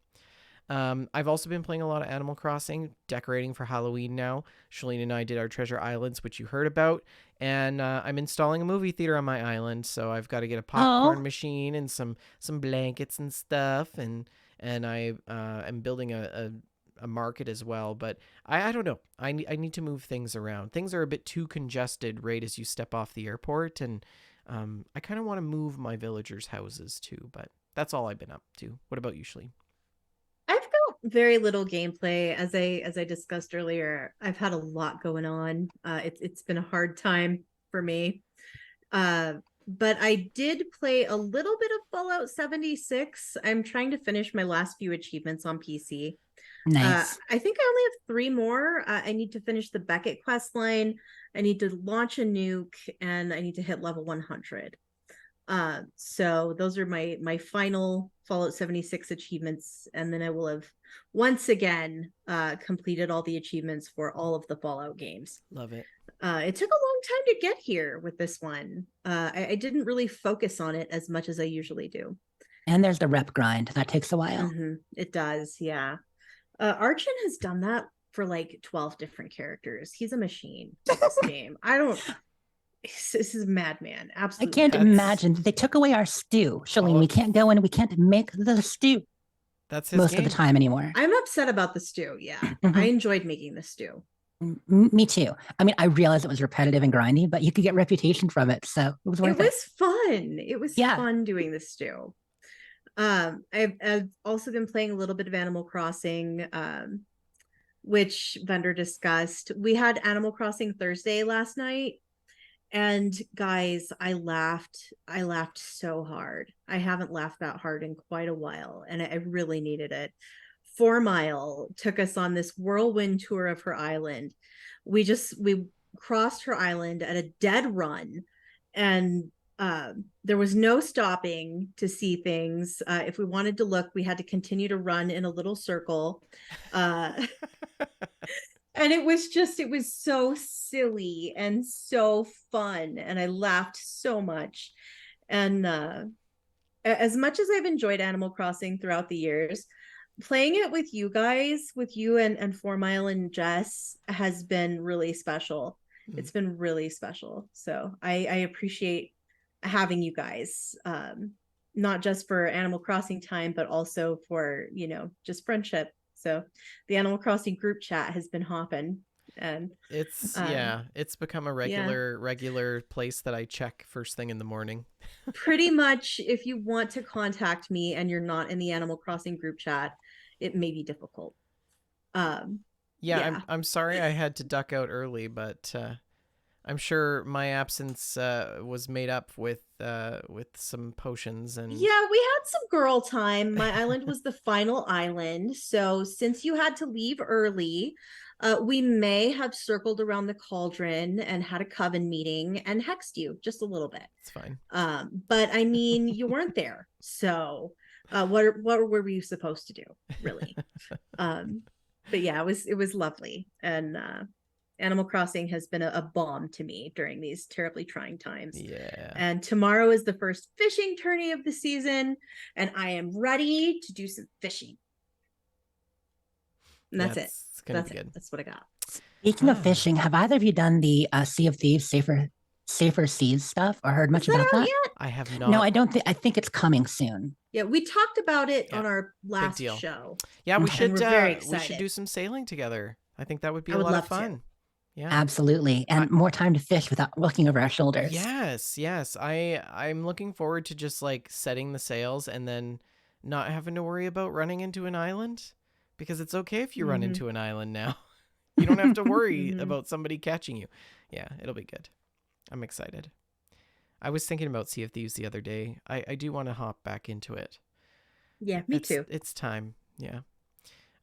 It's usually always going into the winter. It's like I'm ready for more Sea of Thieves. I don't know. I think maybe because it's just so tropical and it makes me feel a little bit warmer when it's like Mhm. 40 degrees Fahrenheit outside. But anyways, Any plugs or announcements from either of you as we end Just off the want to show? say, coming up, a couple of things. So I am on streaming hiatus. I went on hiatus in July with United Wastelanders Network, and it's been nice to have a couple extra free days a week. But the Wasteland Theater Company's next show, Coriolanus. Yes, we do a lot of Shakespeare, as you know, and we are going for obviously the most popular and amusing Shakespeare, Coriolanus, next. It's a really great Wasteland interpretation. Coriolanus with the BOS. It's a great story about a fallen war hero. So yeah, check that out. Times and dates to be announced soon over on Twitter at 76 Theater for the Wasteland Theater Company. And of course, I'll be retweeting on all my accounts when that's airing. And possibly, I'm not going to say bigger, but another great thing to look forward to for 76 players is we will be 5 years of Fallout 76 in November. Wow. November 14th will be 5 years. And I Where know the heck you is don't the play so time? much How's the Vendor, time right? gone? Jeez. And so to celebrate that, we are going to be doing some festivities. It's been a little bit has been announced. I can just at least say at least a date. November 14th is the anniversary, and we will be doing some stuff that day. So stream on the official Bethesda channel with a parade. Like even some people who are familiar may know that Shreds and I, my friend we were talking about earlier, have done parades on the Gato Pub channel a number of times. And now we're going to do a larger parade on the channel with being hosted by Lady Devon, community manager, and Ken from Chad Fallout 76 podcast, and myself, Tune, and Shreds doing on the spot interviews with people, checking out the floats, talking through stuff. There might be musical acts, there might be comedy, it might be 3 hours long. It's a big deal. So mark the That sounds calendars. wonderful. November 14th. Okay. November 14th. Isn't that A Monday. I think that's my sister's birthday. I think it's a Monday. No, it's Tuesday, right? No, I gotta check. November Yeah, Tuesday is my 14th calendar. Is a Tuesday. Tuesday. I'll be sure to check that out. So those are my 2 Fallout related plugs. Still doing Great. that as always. Sounds like a Great. great time.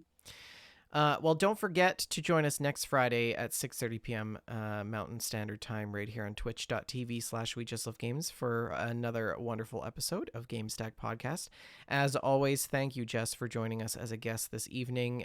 If you do miss the live shows, don't worry. You can also listen to the show on any of our various podcast platforms. I want to try to do it without looking. Spotify, Apple, YouTube's, the YouTube's. iHeartRadio. No, I think iHeart's you're not on a all of thing them, aren't you? anymore. Yeah, iHeart still exists. Oh, iHeart. It's Stitcher that's gone. Stitcher died, and Google's going. And Google's on its way. Oh, and iTunes. I forgot to mention the iTunes. Yeah, so please like, subscribe, and review on there. Don't forget, we are sponsored by Oak and Crow Coffee. If you head on over to oakandcrow.com, you can pick up a bag of We Just Love Coffee blend, and $2 from every purchase of that blend goes to the Children's Miracle Network. You can email us at info@WeJustLoveGames. Alternatively, if you join our Discord, you can post a question in the mail stack channel, or your screenshots and stories, which we'll talk about, of course, on the show. We love to hear what you guys are up to in the gaming world. We are on socials as well. Twitter at We Just Love Games, Shalene at Shalenell, myself at Vendertron N, and Jessica Starr at Sleep is 4T. We're also on Facebook.com/We Just Love Games and Facebook.com/group/We Just Love Games. And that's the show. And I will leave the last word up to Jess. What is our last word? Oh my goodness. Last word. Demos. Good night, everyone.